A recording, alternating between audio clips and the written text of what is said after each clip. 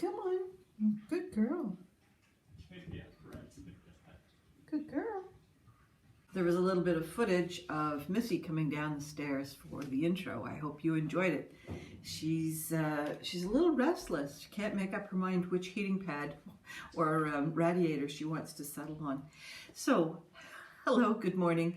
Welcome to Books at the Bottom of the Stairs. My name's Lorene. I have two books that I'm really excited to talk to you about today. The first one is the teaser from last week, followed by The Lark by Helen Humphreys. She is the author of Rabbit Foot Bill. So Helen Humphreys is one of my all-time favorite Canadian authors. I've been reading her since, as soon as, I don't remember when I discovered her, probably back in the 90s or something like that. And I think I have read everything that she has written, and I'm currently in her most latest book. Of course, I've forgotten the name of it. Yeah, it's gone right out of my head, although I'm in the middle of it. And the only one I think I haven't read is A Dog Called Fig. I've certainly read all of her fiction books. And why is this one good? Well, Helen Humphreys has got an incredible way with a sentence and the composition of a paragraph. She can really tell a story. She has an economical method of writing, but she really knows how to use her adjectives and adverbs so that you get a rich sentence, a rich sense of who the characters are and what the settings are. And I always know where I am with, like, in space with Helen Humphreys. It's not that she doesn't leave anything to the imagination, but when we're in the prairies, we are really in the prairies. And when we're in a hidden garden in England somewhere, in a different book, you're really in that garden. And she can do houses, the different kinds of houses that she has people in, or in the case of the other book I'm reading, in a prison camp. So she just really knows how to tell a story. And each book is quite different than the other. There are overarching themes in terms of, she's usually always making note of nature. Quite often there's a river adjacent, not always, but often. And she generally keeps her character list fairly concise. So you still get a rich range of characters, but it's not through volume, it's through quality. So this one, as I just said those words about the number of characters, is a little bit different because we're following Henry Thoreau. And we come across him as about an 18, 19-year-old, and he and his brother are off on a river journey. I can't remember if it's a raft, or I'm pretty sure it's a raft that they're on. And what they do is they go down the river as far as they can, park the raft, go down the river as far as they can for that day. They're fishing, they're just sunbathing, they're eating picnics, they park the raft, they walk home. I think this is a bit of a motif for Henry Thoreau. It's one of the reasons I find him a bit exasperating, but I'll get back to that. So he and his brother are having this really wonderful summer on the river. Then we meet him again at the age of 21 at Harvard. And what Helen has done is gone through all his memoirs and journals, and I guess probably the documents that are speaking engagement notices and so on. And she's created this timeline of Henry Thoreau, and but we don't see it like as if it was a biography. We're not seeing it from this author wrote or this newspaper article was written about. We're seeing it as someone who's kind of sitting on the shoulder of Henry Thoreau as he is going to Harvard, going to work, trying to find a job. That wasn't such a successful job. What's he going to do in the meantime? Having dinner with his family, and so we get these snippets, these little vignettes, and they are compressed in maybe like 1850 to 1854, and there's maybe 8 vignettes for that 4-year period. There might be another year where there's just a single vignette for that year.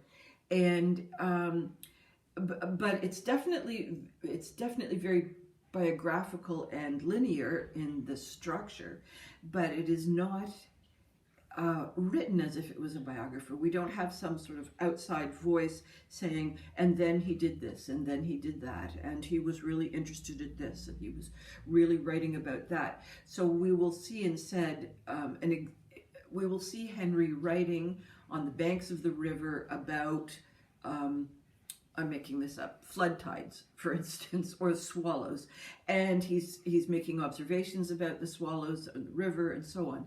And so we see him in his environment as he's receiving the information that he then later writes about.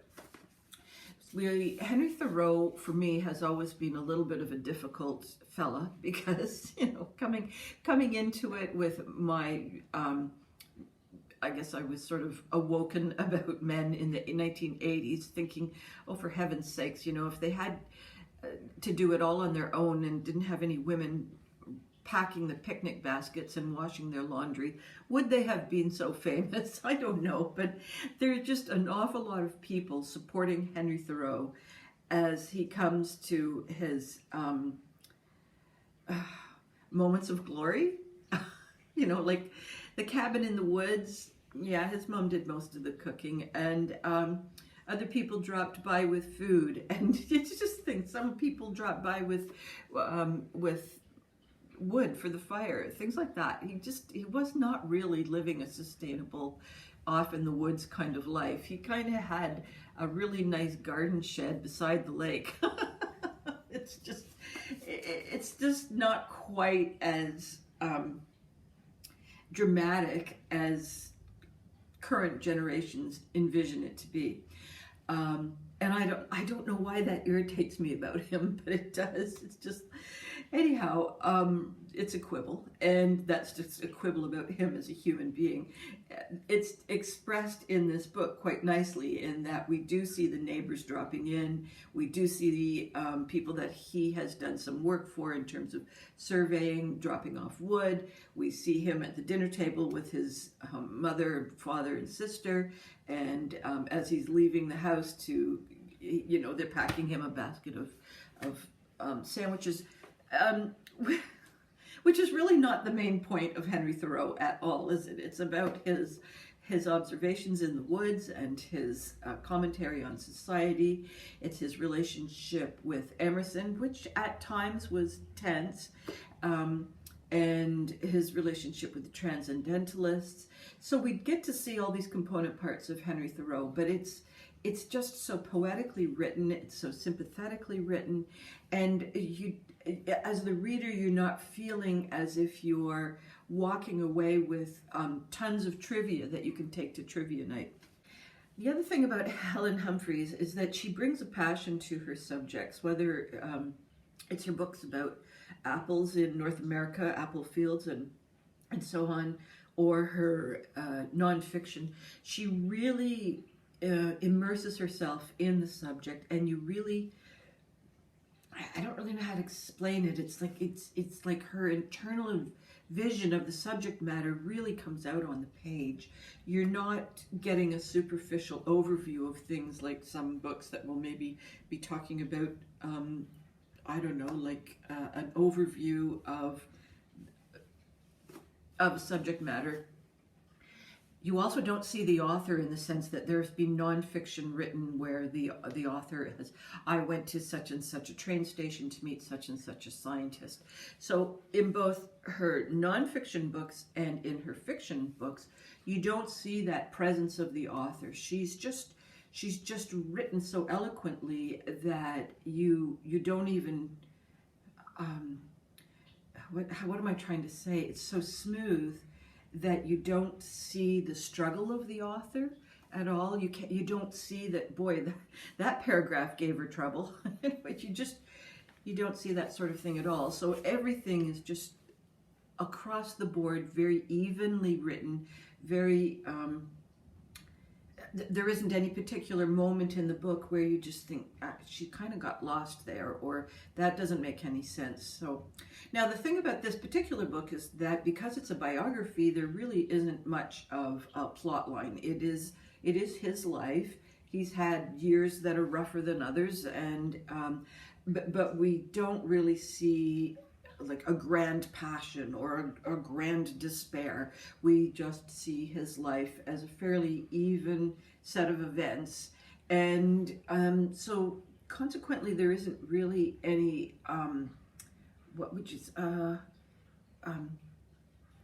opinion, I guess. That's what I'm headed towards. Helen is not expressing any kind of dramatic opinion that this event was more important to him in his life than that one. Everything is a bit even keeled that way, and it's not written in when things happen that tend to go wrong. In his journals, I think that he was a bit remote and a bit aloof from his emotional world, and I think that's what Helen has done as well, is kept a certain aloofness to his emotional interior life. Well, that's why I like it. Some people, as her as an author, that's why I really like her. She's just so wonderfully reliable and beautiful and eloquent and interesting, and each one is just so different than the other. So I recommend this. This is because it's Henry Thoreau. I'm not going to give it a total 5 out of 5 but I should really, because that's on me that I don't love Henry Thoreau. If I didn't know Henry Thoreau, would I enjoy this book? I think, again, maybe it wouldn't be my favorite of her books because he is a bit of a, what should I say, undramatic person. That even keelness can actually be somewhat against him as a character because what shall I say, he's just maybe too even keeled. We don't see his interior world, so we don't get a sense of anything that might give him passion or urgency. And so perhaps that evenness of his life is also a fault, not a fault of the book, but a fault of the character himself.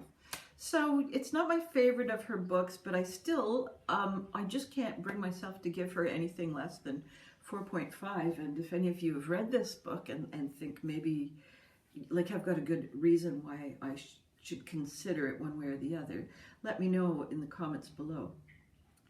Now, the second book that I am equally excited about is a reread for me. And I told you last week that I was going through the Prince Awards and I was reading the books that I had not read from previous years. And I came across this one, which I had read, Jellicoe Road by Melina Marchetta. And I had to think for a second because it says right here, a Prince Award winning book. and I had a moment of thinking, was it a Prince Award winning? Yes. I think of the ones that I've read, this has got to be, over the course of years, this has got to be one of my top favorite books for young adult books. It's the author is Australian, I believe, and I think she's has quite an interesting backstory of her own that I'm not going to say. You're going to have to Google it yourself because I'm going to tell you something wrong. I know it. I'll have mixed it up with the wrong author. But anyhow, Melina has written a story about a school that is on Jellicoe Road. It's in Australia. It's in a sort of a remote, not crazy remote, but just a rural area. And there is a school for kids who are wards of the state, or they're there as boarding students, a real conglomerate of kids. It's not like a private school for the fancy. It's quite a lot of different kinds of kids there. And it's adjacent to a small town which has its own high school.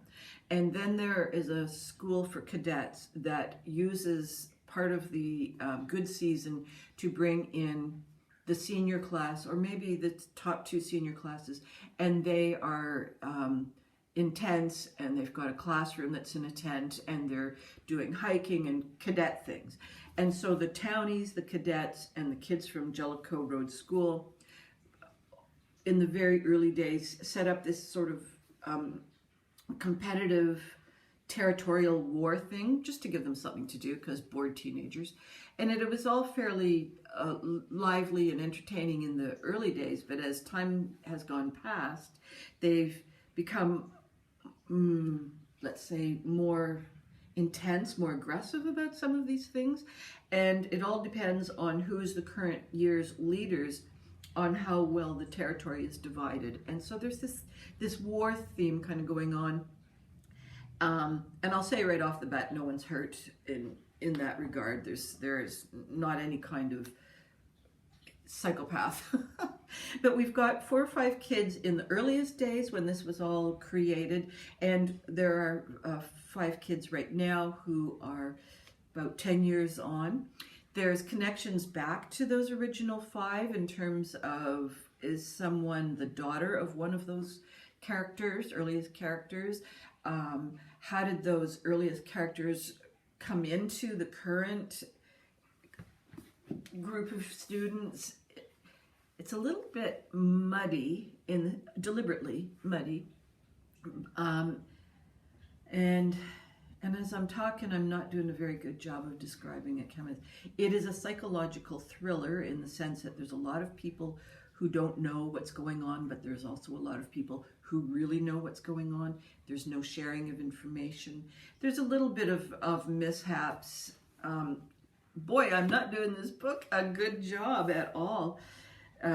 There's Taylor Markham, abandoned by her mother and rescued by Hannah on the same fateful road. Hannah is the closest thing Taylor has to a parent until she disappears.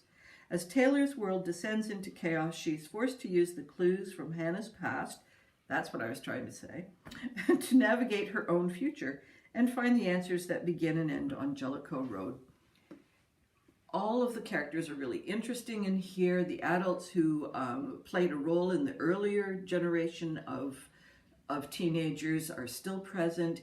We see some interesting relationships and intersections, and the muddiness. The first time I read it, I remember that the muddiness irritated me, and about halfway through the book, I'm just thinking, I'm really ready for some clarity. And that happened both times I read it. And just when you're ready to say, come on, guys, like, clear something up, it starts to clear. And I just found the way it was written to be suspenseful both times. I found the characters interesting both times. I think that the underlying plot of who are your people and where is your family and who are your friends and what can you rely upon, these are all interesting questions both for young adults and for people who kind of, think those kinds of thoughts. Yeah, I think you should take it from the kids who voted for this book, because the Prince Award is determined by the readers of teenage readers who vote for the book. I think you should take it from them, because I've done a shitty job of this. This is an excellent book, and I'll continue to recommend it and probably read it again. So that's it for me today. I hope all your reading dreams and adventures continue to come true, and I will see you next week with probably some of those other books from the Prince Awards. Bye-bye for now.